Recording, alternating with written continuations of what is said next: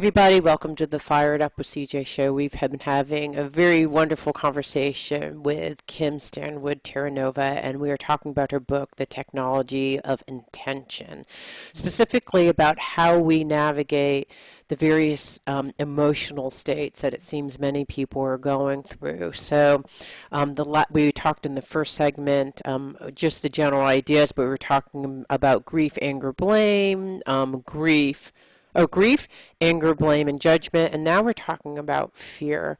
There's so much fear about, will my ballot be counted?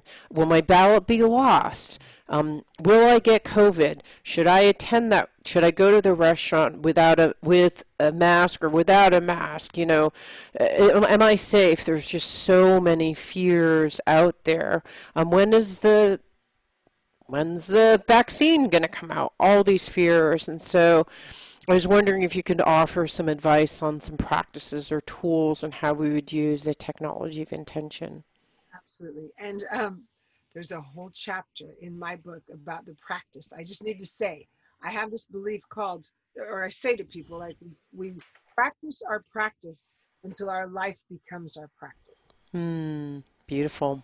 Right? Because if we keep, and I look at it like athletes, professional athletes never hesitate to keep practicing. It's their automatic go-to. So they don't say, I don't think I'll practice today, and I know that big game's next week. They just get up and practice. When we take our lives, our emotional, spiritual, physical well-being as important as those athletes, just as an example, meaning that we wake up and think, what is my practice today to keep me centered and strong? Mm-hmm. The more we do that, the less that fear will have a place to land. Right now, fear has places to land because in society, we have a lot of everything you just mentioned and more scary things occurring. Energy grows, so wherever we place our attention, more energy comes. If we place our attention of what we fear, we will only fear more. So our really important practice is to live a life of, say, we know I'm feeling fearful. What could my intention be? To stay strong and centered, to trust the presence. Okay, that's what I'm doing today. My intention is to stay strong and centered, to trust the presence as I move through this day. And you'd repeat it, and you'd repeat it. I tell people, post it on your wall, put it wherever you need. You'd look out at the world, you'd lift up your gratitude. When we start to practice gratitude and appreciation, the things that we are in lack begin to diminish. We would we'd start to acknowledge each other more. When we acknowledge each other, we're focusing our attention on what we appreciate, which that is what then heightens. If we simply catch that wherever we're focused on grows, really simple scientific, like we focus on something, it's going to expand. Then can we choose to focus on possibility, solution consciousness, bigger than the problems before us? They're not going to be solved in the same mindset that we got into them.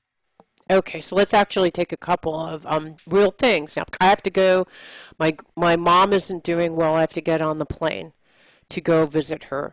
So how do I stay strong and centered when I'm worried about getting COVID with all the air blowing on me and all the people going through the airport? So how would I take this idea of strong and centered?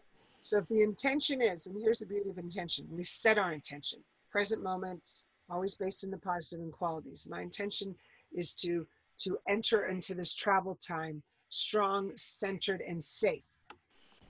Right? Strong, centered, and safe, because you just said, she was mentioning, like, how am I going to be safe? So Right. bring that.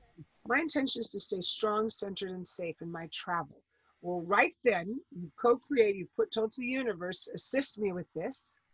So right there, the universe could bring in different solutions that maybe you didn't see. And the second is your actions, that the way you choose to move through that have a through line. So if I said strong, centered, and safe, I would make choices that support me staying safe.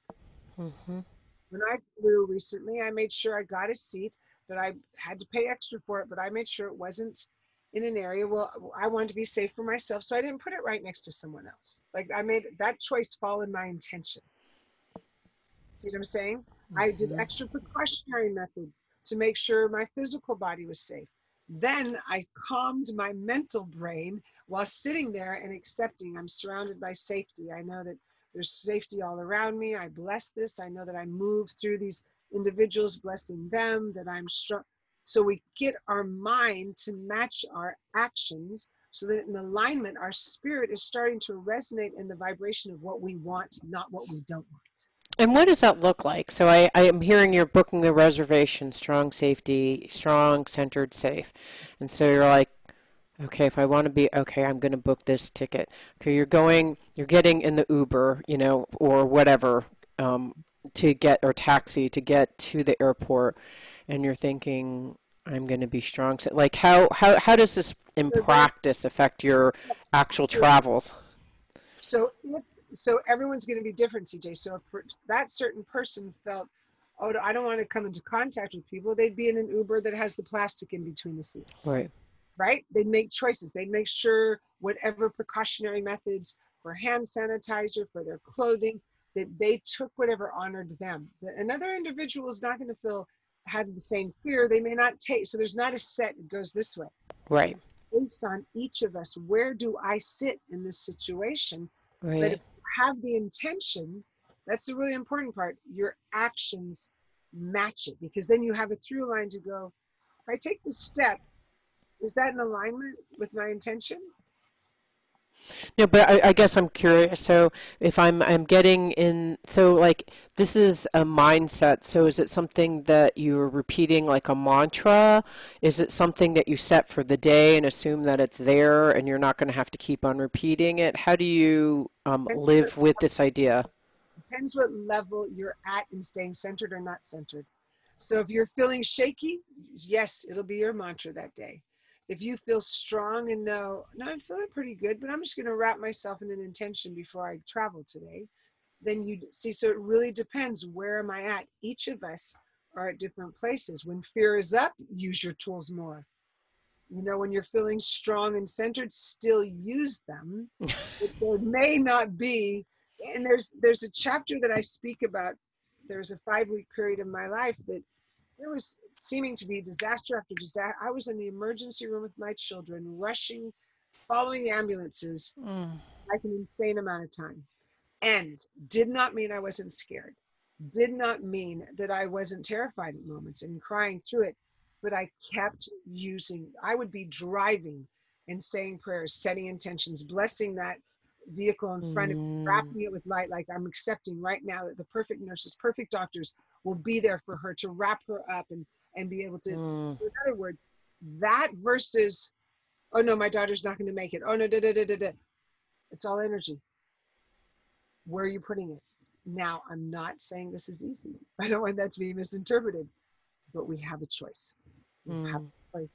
And that's where the practice builds the muscle of choice. So our automatic choice over time becomes, I'm going to choose to set an intention and aim the energy of where I want it instead of Mm, staying stuck in where mm, I don't want mm.